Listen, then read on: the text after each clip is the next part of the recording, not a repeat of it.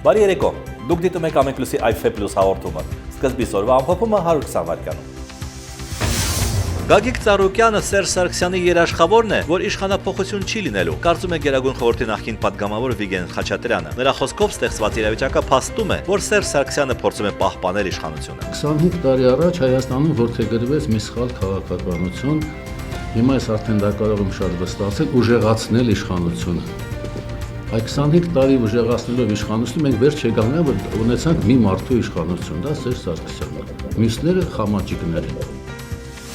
2013 թվականին լուծարված Continent X ընկերության աշխատակիցները ոստիկանությունից պահանջում են իրենց 7 ամսվա աշխատավարձը։ 126 աշխատակիցների պարտքը կազմում է մոտ 20 միլիոն դրամ։ Աշխատակիցներից Գոհար Թումանյանը նշում է. Կոլեկտիվով թղթերը հանձնեցինք դատարան։ Վճիռը կայացավ, որ բույկը պետք է վաճառեն, նոր մեզ աշխատավարձն, բայց մենք այնտեղ բույկ չունենք վաճառքի։ Մթերված խաղողի դիմաց քաղցրաշենցիներին չվճարված գումարի գործը դատախազությունում է։ Հայաստանի խաղողագործների միության նախագահ Արտակ Սարգսյանը սակայն իրավապահների հետ հույսեր չի կապում։ Գյուղացին արդեն երկրորդ տարին է խաբված է եւ դատարկ գրպանով է ապրում։ Գումարի չափն էլ տարբեր ժամանակահատվածում մեկ ասեցին 38 միլիոն ամնացել, մեկ ասեցին 45 միլիոն ամնացել։ Ոնց որ պղտոր ջերում հաց ձուկ ուզենան որսել։ Շրջանառության մեջ դրված բարձրագույն կրթության մասին օրինագծով բակալավրիատի եւ մագիստրատուրայի 2 աստիճաններին կավելանա նաեւ 3-րդ ասպիրանտուրան։ Բարձրագույն որակավորման հանձնաժողովի փոխնախագահ Ատոմ Մխիթարյանը տեղեկացրել է. Բարձրագույն կրթության 3-րդ աստիճանը, որը շատ երկրներում ընդունված է որպես հենց բարձրագույն կրթության 3-րդ աստիճան, Հայաստանի Հանրապետությունում առայժմ բարձրագույն կրթության մեջ չի մտնում։ Նա համարվում է հետբուհական մասնագիտական կրթություն։ Այժմ նոր օրենքի նախագիծը եկել է հենց այս բացը լրացնելու։ Հայկական ատոմային էլեկտրաէներգիայի հետ կապված որևէ խնդիր չկա, բնակիչները կարող են հանգիստ լինել, մամուլի ասուլիսում ասել է Հայաստանի էներգետիկ ենթակառուցվածքների եւ բնական պաշարների նախարարի տեղակալ Հայկ Հարությունյանը։ Շաբաթ օրը վթարային անջատման հետևանքով աշխատել էր Հայկական ատոմային էլեկտրակայանի 110 կիլովատ առաջին հաղորդաձողերի դիֆերենցված պաշտպանությունը, սակայն այդ խնդիրը ատոմակայանի հետ կապ չի ունեցել ըստ փոխնախարարի, իրականում բարձրավոլտ էլեկտրակայանների ցանցերի գծերի հետ առաջացած սովորական խնդիր էր, որը կապված էր սառույցների կուտակման հետ։ Ոտքի Հայաստան նախաձեռնության անդամ Անդրեաս Ղուկասյանը հրաժարվում է մասնակցել կալանքի ժամկետը հերթական անգամ երկարաձգելու վերաբերյալ դատական նիստին։ Իր որոշումը նա բացատրել է այսպես. մինչ օրս դատարանն իր գործողություններով զրկել է ապօրինի մեղադրանքից եւ կալանավորումից պաշտպանվելու բոլոր արդյունավետ միջոցներից, թողնելով միայն նիստերին ձևական մասնակցելու հնարավորությունը։ Սաուդյան Արաբիայի Սալման բեն Աբդել Ազիզ Ալ Սաուդ թագավորը կոչ է արել հաջորդ 5-շաբթի օրը կոլեկտիվ աղոթել անձրև տեղալու համար։ Ավելի վաղ նույնպիսի աղոթք է կայացել նաև Արաբական Միացյալ Էմիրություններում, որտեղ անձրև չի եկել անցած ձմեռվանից։ Օրվա լրահոսը։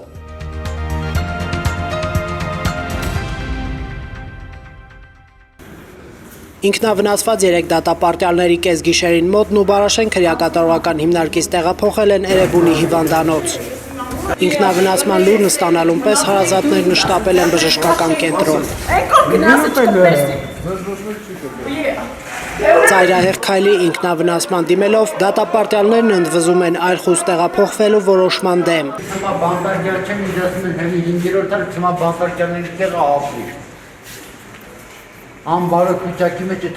Քրեակատարողական հիմնարկի ղեկավարությունը որոշել է իրականացնել մարդու իրավունքների պաշտպանի պահանջը։ Տարեկան հաղորդման մեջ նշվել էր առաջին հարկը խոնավ է եւ պիտանի չէ բնակության համար։ Դատապարտյալների խոսքով նոր խուցն ավելի բարվոք չէ։ Սարքի թեմ ապրեն։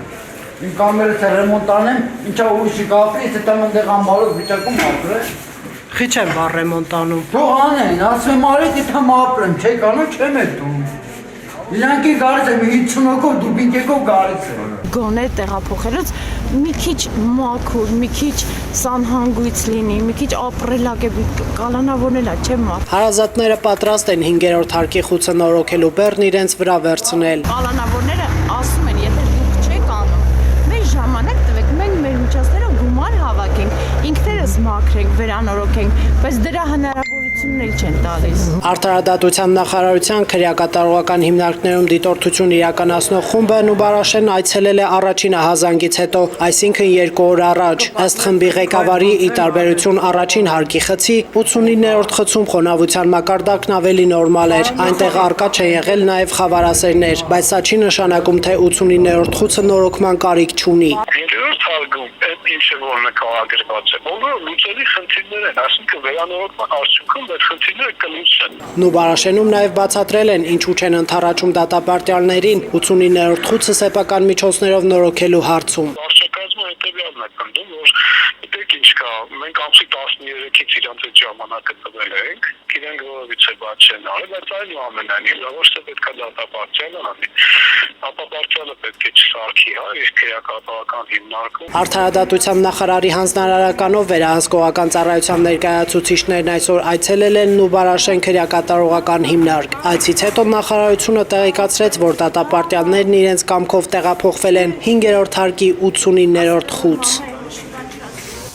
Ազգային ժողովի Հայ ազգային կոնգրես խմբակցության ղեկավար Լևոն Զուրաբյանը նայիրիցիներին 2 խոստում տվեց։ Նայիրիտի նախկին աշխատակիցները գործարանի վերագործարկման խնդրով կուսակցությունների ներկայացուցիչներին հրավիրել էին քննարկման։ Իշխանության գանուն դեպքում մենք վերագործել ենք Նայիրիտ գործարանը, հենց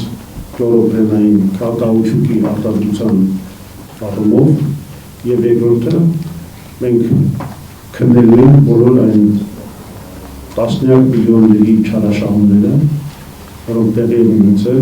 Լևոն Զուրաբյանի հաշվարկով, եթե Նայիրիտը վերագործարկվի, տարեկան կապահովի $25 միլիոն շահույթ, քանի որ աշխարհում կաուչուկի պահանջարկն աճում է։ Նայիրիտը ֆինանսական խնդիրների պատճառով արտադրանք չի տալիս մոտ 7 տարի։ 2016 թվականի աշնանն էլ Հայաստանի էլեկտրական ցանցեր ընկերության հայցով սնանկ է ճանաչվել։ Թեև Նայիրիտի վերագործարկման համար մրցույթ է հայտարարվել, այնուամենայնիվ այդ աշխատակիցներին չի ուրախացնում։ Կարող է կառավարությունը մի հատ երկրորդ փաթեթ բերի ներկայացնեն, պարտքերը մարելու համար, իսկ դա մոտավորապես մի 80-ից 100 միլիոն դոլար է։ Նա այդ գործանը կիսվում է 2 մասի։ Մի մասը պարտքի դիմաց տալիս են սնանկության կառավարիչին, որովհետեւ սնանկության կառավարիչը օտարի դրանք փագի պարտքերը, իսկ մի մասի մեջ մտնում է հիմնական նա այդ գործանի այն կաուչուկի արտադրություն ամբողջությամբ։ Քլորոպրենի արտադրությունը, ացետիլենի արտադրությունը,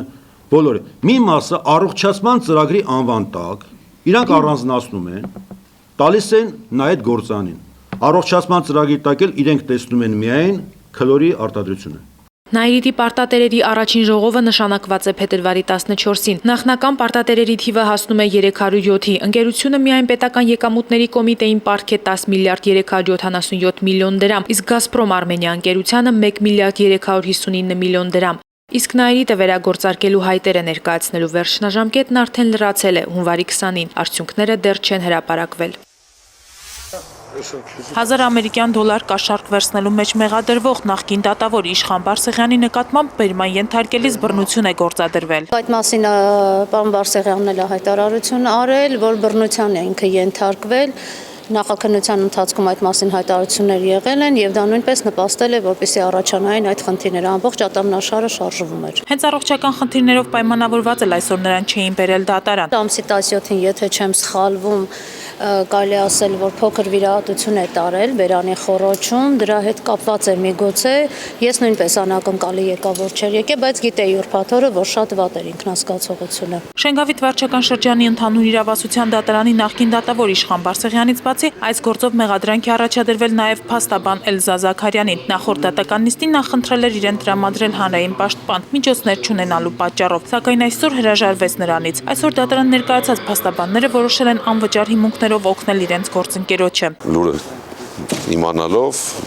ես վրդովվեցի, որ մեր պալատը ինքը չի զբաղվում մեր գոլեգայի պաշտպանության հարցով, անկախ ամեն ինչից, եղել է իմ նախաձեռնությունը, իմ գոլեգաների նախաձեռնությունը։ Քանի որ առանց Ամբաստանյանի հնարավոր չէ շարունակել դատական նիստը, դատավորը այն հետաձգեց մինչև փետրվարի 3-ը։ Նոր Հայաստան հանրային փրկության ճակատի առաջնորդ Ջիրայր Սեֆիլյանի գործով ձերբակալված Հովհաննես Պետրոսյանի նկատմամբ ցուցաբերվում է խտրական վերաբերմունք։ Նույն խոտվածով մեղադրվող ուրիշ անձին գրավով ազատ է արձակում։ Ես արել եմ գրավի միջնորդություն։ Ինչի չի բավարարվել իմ գրավի միջնորդությունը։ Հովհաննես Պետրոսյանն ազատությունից զրկվել է նախորդ տարի մայիսի 20-ից ապօրինի կերպով զենք, ռազմամթերք, պայթուցիկ նյութեր ձեռք բերելու, իրացնելու, պահելու մեղադրանքով։ Պետրոսյանի ընտանիքը հազիվ է գոյատևում, քանի որ նա ընտանիքի միակ կերակրողն է, ունի անչափահաս երեխա եւ տարեց մայր։ Հովհաննեսի մայրը 3-րդ անգամ ուղեղի կաթված է ստացել։ Քրեական դատավարության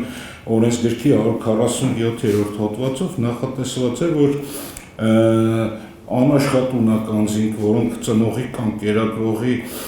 արգելանքի վերցնելու, ինչպես նաև քրեական վարույթ իրականացնող մարմնի այլ գործողությունների հետևանքով մնացել են առանց հսկողության, խնամքի եւ գոյատևման միջոցների ունեն խնամքի իրավունք, որը որ նշված մարմինը պարտավոր է նրանց ապահովել պետական բյուջեի հաշիվների։ Իշխող հանրապետական կուսակցությանը անդամակցող փաստաբանը հույս ունի գոնե խորհրդարանական ընտրություններին ընդառաջ գլխավոր դատախազությունում կորոշեն փոխել իր պաշտպանյալի նկատմամբ կիրառված խափանման միջոցը։ Փաստաբանը խոսեց նաև կուսակցական պատկանելության մասին։ Ժողովրդի մեջ վատ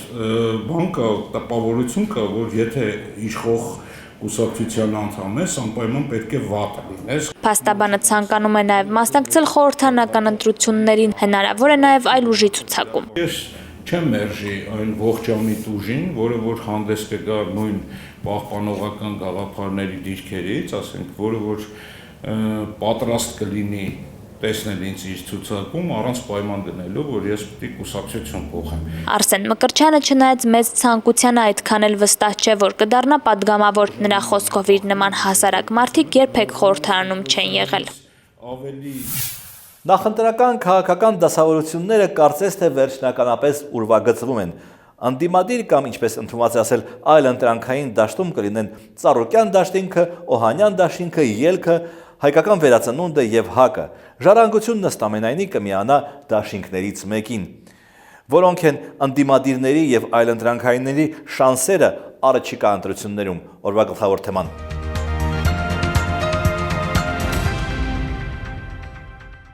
Փետրվարի 4-ին Ալյանս կուսակցությունը իր արտահերթ համագումարում կհայտարարի, թե ինչպես է մասնակցելու ազգային ժողովի ընտրություններին։ Այլևս չմիավորվելու ճանապարհով գնալը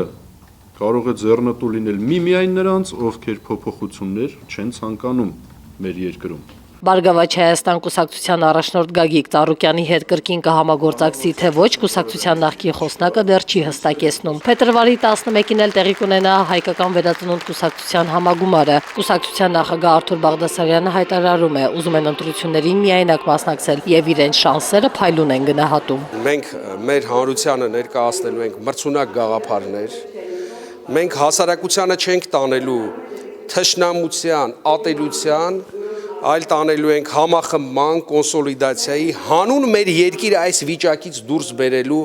գաղափարի ճանապարհով։ Որ բևեռում կլինի այս անգամ Արթուր Բաղդասարյանը, Հայկական վերածնունդ կուսակցության կանանց միության համագումարին նա այս հարցը նախ փորձեց անպատասխան թողնել, բայց մի քանի վայրկյան անց մտափոխվեց։ Յուրաքանչյուր կուսակցության նպատակը դա իշխանությունն է, իր նպատակների, իր ծրագրերի իրականացումը։ Ոչ մի կուսակցություն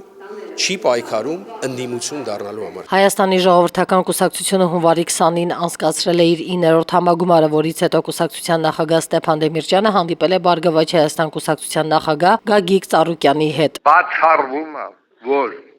ես կամ ՀԺԿ որևէ այլ ներկայացուցիչ մասնակցեմ ընտրությունների որևէ այլ կուսակցության ցուցակում։ ՀԺԿ-ն կարող է այլ կուսակցություններ միայն դաշինքով մասնակցի։ Հայ ազգային կոնգրես կուսակցության հետ Հայաստանի ժողովրդական կուսակցությունը շարունակում է պահպանել տասնամյակ դաշնակցային հարաբերությունները։ Հայ ազգային կոնգրեսի նախկին գործընկերը Հանրապետություն կուսակցության նախագահ Արամ Սարգսյանը այժմ հանդես է գալիս Ելք դաշինքով։ Նա ցանկանում է ռեյտինգային ցուցակով առաջադրվել Սյունիքում։ Կարծում եմ հնարավորություններ ունեմ, կարծում եմ դա այն տեղն է, որտեղ ես ասելիք ունեմ, որովհետև շատ լավ գիտեմ այդ գործարանները, որովհետև ես եմ վերագործարկել Ագարակի պղնձի գործարանը, Քաջարանի գործարանում ֆերոբոլիբդենի ստացման վառարանները նաև իմ անձնական միջամտությամբ, օջակցությամբ ու մասնակցությամբ են տեղադրվել։ Ազգային ինքնորոշում միավորումը եւս համագումար է անցկացրել եւ որոշել։ Ազգային ժողովի ընտրությունների միանում են Սեյրան Օհանյան, Վիկտոր Դալաքյան, Վարդան Օսկանյան եւ Արամ Սարգսյան համագործակցությանը։ Ամենահետաքրքիր դաշինքն իհարկե Սեյրան Օհանյանի ղեկավարած դաշինքն է, որի մեջ մտնում են նախկին իշխանավորները, ինչպես նաև Պարույր Հայրիկյանի եւ Արամ Գասպարի Սարգսյանի կուսակցությունները։ Ի տարբերություն ՀՀԿ-ի եւ Ծառուկյանի դաշինքների, այդ դաշինքը հսկայական նյութական միջոցներ չունի, եթե իհարկե դրա հովանավորությունը չստանձնի Ռոբերտ Քոչարյանը։ Այդ դաշինքն ունի եւս մի տարբերակ՝ միանալ Ծառուկյան դաշինքին եւ այդ դեպքում գրեթե ամբողջ ընդդիմադիր դաշտը կծածկվի մեկ քաղաքական միավորով։ Գաղափարական միասնության կամ տարբերության մասին խոսելն ավելորդ է, քանի որ ընտրություններին մասնակցող բոլոր ընդդիմադիրներն ունեն մեկ նպատակ՝ երկիրն ու ազգը փրկել կործանումից, իշխանությունը վերադարձնել ժողովրդին եւ ազատվել հանցավոր ռեժիմից։ Քանի որ քաղաքական ուժերը կարծում են, որ այդ նախադասություններն են, որ սպառում ունեն ընտրողների մոտ, հենց դրանք էլ հնչելու են ողջ նախընտրական պայքարի ընթացքում։ Այս կանխատեսելի իրավիճակում մի փոքր հետաքրքրություն է ներկայացնում այն, թե ինչպես են նույն դաշինքում խաղաղ համագոյակցելու ԱԻՄ առաջնորդ Պարույր Հայրիկյանը եւ ՀԴԿ նախագահ Արամ Սարգսյանը։ Այս փոքրիկ ինտրիգը հավանաբար կարող է հուշել ընտրողներին, թե որոնք են մեր քաղաքական ուժերի միջև տարբերությունները։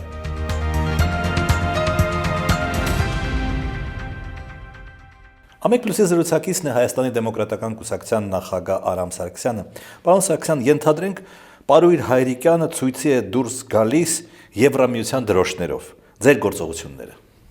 Թող դուրս գա։ Ձեր դաշինքի ցույցին նա դուրս է գալիս։ Դաշինքը այս պահին ուղղորդված է միայն հիմնական գլխավոր նպատակը, դա այս համակարգից ազատվելն է։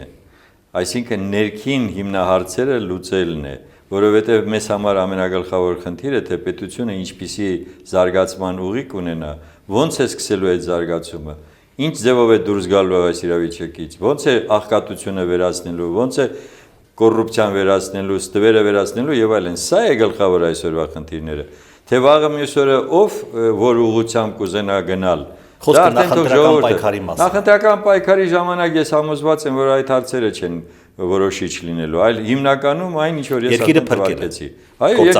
երկրի վիճակը փոխել, որովհետև այս արտագաղթի պայմաններում, այս ամբողջ աղքատության պայմաններում երկիրը զարգացման հեռանկար չունի։ Սրա է գլխավորը։ Այսինքն դաշինքը ստեղծվում է երկիրը կործանումից փրկելու, ազգը կործանումից փրկելու։ Կարող եք ասել կործանում, փրկելու, փրկություն, չգիտեմ, այդ բառերը արդեն անիմաստ են։ Հիմա խոսքը գնում է նրա մասին, որ վիճակը չի համապատասխանում Հայաստանի Հանրապետության կարգավիճակին։ Այսինքն Հայաստանի Հանրապետությունը որպեսզի զարգացում ունենա եւ հարևանների հետ մրցունակ լինի, պետք է տնտեսությունը զարգացնի, պետք է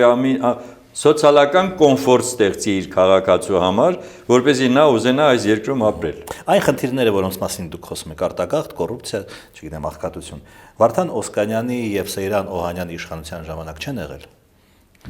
Ուրեմն այդ բոլորը նորից անձերի հետ կապելը ես սխալ եմ համարում, որովհետև ես երկուսին էլ ճանաչում եմ, բայց ամենայն դեպս իրենք չեն եղել թաղված այդ կոռուպցիոն սկանդալներում կամ չգիտեմ այս ինչում, այն ինչում։ Ես հիմա ելնում եմ հետևյալ հանգամանքից։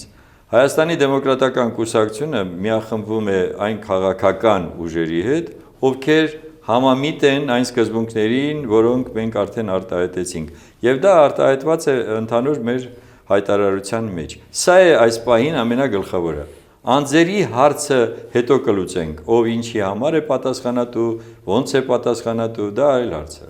Շնորհակալություն։ Իմ զրուցակիցն էր Հայաստանի դեմոկրատական կուսակցության նախագահ Արամ Սարգսյանը։ Փաստաբան Արսեն Մկրտչյանը խոսում է իր անձի նկատմամբ հակասական վերաբերմունքի մասին, կապված իր կուսակցական պատկանելիության հետ։ Եվ նա իրավացի է, աշխարհում ոչ մի տեղ բացարձակ կատարելություն չկա։ Դիտեք նաև մեր վերջին խոսքը, իսկ ես ձեզ հրաժեշտ եմ տալիս։ Մենք կհանդիպենք չորեքշաբթի օրը։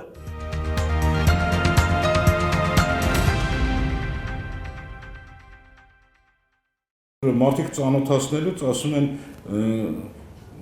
լավ տղա է, չնայած հանրապետականն է։ Ասեք, ես դրան լուրջ չեմ նայում։ Мама говорит, что ты хороший, но слабохарактерный. Точно, слабохарактерный. Стырил общие деньги и на таксист свалил.